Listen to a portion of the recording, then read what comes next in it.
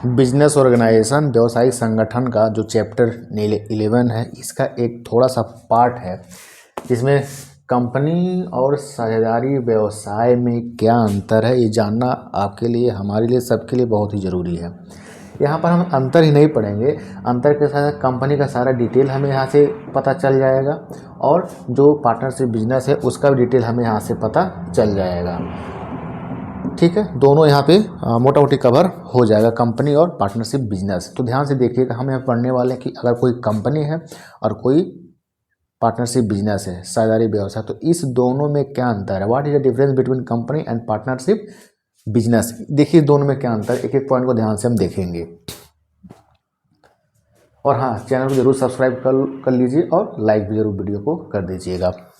देखिए जो कंपनी है, कंपनी का स्थापना होता है कंपनी एक्ट 2013, पहले यह था 1956, लेकिन अब इस समय जो एक्ट चल रहा है, जो अधिनियम चल रहा है, वह कंपनी अधिनियम 2013 ही चल रहा है। उसी के अनुसार, उसी के नियम के अनुसार हम कंपनी को बना के तैयार करेंगे, कंपनी को तोड़ेंगे, कंपनी को मरोड़ेंगे, कंपनी को आगे बढ़ाएंगे। मतलब कंपनी से रिलेटेड जो भी नियम कानून है वह कंपनी एक 2013 में दिया है, उसी के अनुसार हम कंपनी का संचालन करेंगे। ठीक है, 2013 याद रखिएगा। अगला है जो साझेदारी व्यवसाय है, यह अधिनियम आया था 1932, पार्टनरशिप एक्ट 1932 यहाँ पर लागू होता है, पार्टनरशिप एक्ट 1932। पहला अंतर मेरा यह हो गया। दूसरा जो है, कंपनी का जो स्थापना किया जाता है यह विधान से, मतलब नियम कानून से होता है, और यह विधान नियम कानून कहाँ पर है, कंपनी एक्ट 2013 में है। इसी के अनुसार कंपनी का स्थापना किया जाता है। लेकिन जो साझेदारी व्यवसाय है, इसका स्थापना आपसी समझौते से होता है। आप हो गए, हम हो गए, हम दोनों को मिलके पार्टनरशिप बिजनेस करना है, व्यवसाय करना है, तो हम दोनों आपस में समझौता करेंगे, एग्रीमेंट करेंगे कि कितना पैसा लगाएंगे, प्रॉफिट होगा तो कितना कितना बांटेंगे, आधा बांटेंगे, किसी अनुपात में बांटेंगे, कोई एक्स्ट्रा काम करेगा तो उसके लिए अलग से सैलरी का व्यवस्था करेंगे कि नहीं करेंगे। इन सभी बातों का समझौता होता है, एग्रीमेंट होता है पार्टनर्स के बीच में, आपके और हमारे बीच में। ठीक है, तो यहाँ पे यह है आपसी समझौते के अनुसार ही साझेदारी व्यवसाय का स्थापना या शुरुआत किया जाता है। ठीक है, तीसरा है हमारा पंजीकरण। जितने भी कंपनी हैं, इन सभी कंपनियों का पंजीकरण कराना अनिवार्य है, मैंडेटरी है। अगर वह कंपनी पंजीकृत नहीं है तो उसके ऊपर लीगल एक्शन लिया जाएगा, कार्रवाई किया जाएगा, कंपनी को बंद कर दिया जाएगा। ठीक है, तो कंपनी का जो रजिस्ट्रेशन है वह कराना अनिवार्य है, मैंडेटरी है। लेकिन जो पार्टनरशिप है, जो साझेदारी है, इसका पंजीकरण कराना अनिवार्य नहीं है, यह ऐच्छिक है। किसके ऐच्छिक का मतलब इच्छा के ऊपर, किसके इच्छा के ऊपर, आपकी इच्छा के ऊपर, हमारी इच्छा के ऊपर। मतलब क्या, आप और हम क्या हैं, साझेदार हैं, हम दोनों मिलके व्यवसाय चला रहे हैं, तो हम सब चाहेंगे तो इसका पंजीकरण कराएंगे, नहीं चाहेंगे तो नहीं होगा। लेकिन वह मैंडेटरी नहीं है, लेकिन रजिस्ट्रेशन करा लेंगे तो आपके लिए, हमारे लिए अच्छा रहेगा। रजिस्ट्रेशन कराने के कुछ फ़ायदे हैं। ठीक है, अगला देखिए, जितने भी कंपनी हैं, अगर कंपनी दो प्रकार का, एक पब्लिक और एक प्राइवेट, तो पब्लिक कंपनी में सदस्य की संख्या है 7 और अधिकतम सदस्यों की संख्या निर्धारित नहीं की गई है, बहुत है, असीमित है।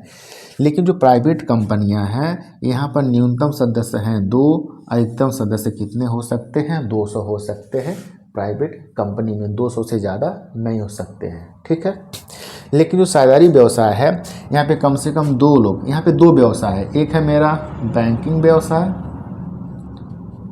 और दूसरा है हमारा नॉन बैंकिंग व्यवसाय, नॉन बैंकिंग बिजनेस। तो अगर बैंकिंग बिजनेस है तो बैंकिंग बिजनेस में जो साझेदार होते हैं कम से कम 2 होते हैं और अधिकतम 10 होते हैं। और जो नॉन बैंकिंग बिजनेस होते हैं कम से कम 2 होते हैं, अधिकतम 20 होते हैं, एज पर कंपनी एक्ट 1956 के अनुसार। यह बात लिखना जरूरी है, क्योंकि ये जो सदस्यों की संख्या है, इस संख्या के बारे में साझेदारी अधिनियम 1932 में कहीं नहीं लिखा गया है। यह संख्या लिखा गया है कंपनी अधिनियम में। तो यह संख्या आप लिखोगे, लिखने के साथ साथ आपको यह भी लिखना पड़ेगा कि कंपनी अधिनियम 1956 के अनुसार यह बताया गया है, यह लिखा गया है। ठीक है, अगला देखिए, 4 मैंने बता दिया, 5वां देखिए। कंपनी का जो दायित्व है वो सीमित होता है, लिमिटेड होता है। दायित्व मतलब जिम्मेदारी, रिस्पॉन्सिबिलिटी, भुगतान, पैसा देना है, वह सीमित है। ठीक है, लेकिन जो साझेदारी व्यवसाय है, यहाँ पे जो साझेदार होते हैं उन साझेदार का जो दायित्व है वह दायित्व असीमित रहता है। मतलब उनके पर्सनल प्रॉपर्टी को बेचकर व्यवसाय के जो दायित्व होते हैं उस दायित्व का पूरा किया जा सकता है। ठीक है, इसीलिए यहाँ पे लिखा गया है दायित्व असीमित, कोई सीमा नहीं है, लेकिन यहाँ पर सीमित है। 5 पॉइंट हो गया। 6वां, पृथक अस्तित्व। कंपनी जो बनता है और कंपनी को जो बनाते हैं, इन दोनों का अस्तित्व अलग अलग रहता है, ये एक कभी नहीं होंगे। इसका अस्तित्व अलग होगा, इसका अस्तित्व अलग होगा, इसीलिए कहा गया है पृथक अस्तित्व। मतलब ये अलग अपना नियम कानून से चलेगा, ये अपना अलग रहेगा, ये दोनों एक कभी नहीं हो सकते हैं। ठीक है, कंपनी का जो अस्तित्व है वह अलग होता है, लेकिन जो साझेदारी व्यवसाय है इसका जो अस्तित्व है वह अलग नहीं है, वह एक ही है। अगर यह और यह, सपोज यह पार्टनरशिप बिजनेस है और यह व्यक्ति 2-3 व्यक्ति और बना देते हैं, ये सभी मिल के इस व्यवसाय को चला रहे हैं, अगर यह दोनों अलग हो जाएंगे तो साझेदारी व्यवसाय टूट जाएगा, बर्बाद हो जाएगा। क्यों? क्योंकि यहाँ पर आपसी समझौते से चलता है, और जो कंपनी है वह आपसी समझौते से नहीं, विधान के द्वारा चलता है, कंपनी एक्ट के अनुसार वह रन करता है। तो पृथक अस्तित्व कायम रहता है कंपनी में, लेकिन जो साझेदारी व्यवसाय है यहाँ पे इसका पृथक अस्तित्व नहीं रहता है। क्लियर? 7वां पॉइंट देखिए, लास्ट है, अस्तित्व अस्थाई। मतलब जो कंपनी बनाकर रख दिया जाता है, तैयार कर दिया जाता है, इसको संचालित किया जाता है, तो ये अस्थाई रहता है, चलते रहता है। सदस्य आते रहेंगे, जाते रहेंगे, आते रहेंगे, जाते रहेंगे, और कंपनी जस का तस वैसे ही पड़ा रहेगा, वह उसका अस्तित्व अस्थाई रहता है। लेकिन अगर कोई साझेदारी बिजनेस है उसका जो अस्तित्व है वह अस्थाई है। अस्थाई किस लिए? ये जो साझेदार हैं इन्हीं के ऊपर डिपेंड करता है कि यह बिजनेस आगे चलेगा कि नहीं चलेगा। इनके बीच आपसी समझौता ठीक ठाक रहेगा तो व्यवसाय को आगे ले जाएंगे। जरा सा तालमेल बिगड़ा, झगड़ा हुआ, गाली गलौज हुआ तो ये बिजनेस को नहीं चला पाएंगे, तोड़ ताड़ के बंद कर देंगे, बोलेंगे नहीं चलाएंगे।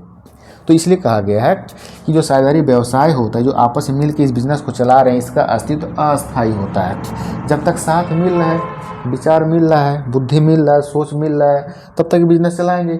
लेकिन जहाँ थोड़ा सा टुन फुन हुआ, ये बिजनेस को तोड़ देंगे, बर्बाद कर देंगे, नष्ट कर देंगे।